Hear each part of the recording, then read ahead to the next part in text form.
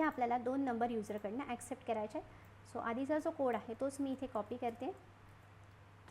Enter 2 numbers, 2 numbers हवेत म्हणून मी इथे लिहिते %d %d %of n1 %of n2. व्हेरिएबलची नावं काहीही लिहिली तरी चालणार आहेत, फक्त आयडेंटिफायरचे जे रूल्स आहेत ते तुम्हाला फॉलो करायचे आहेत.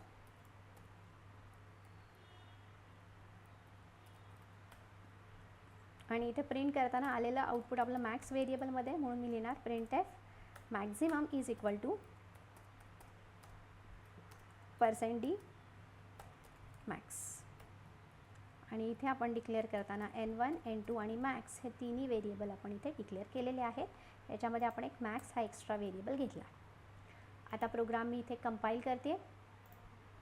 आधी प्रोग्राम मला डिरेक्टली जरी मी कंपाईल केला तरी मला इथे प्रोग्राम सेव्ह करावा लागेल.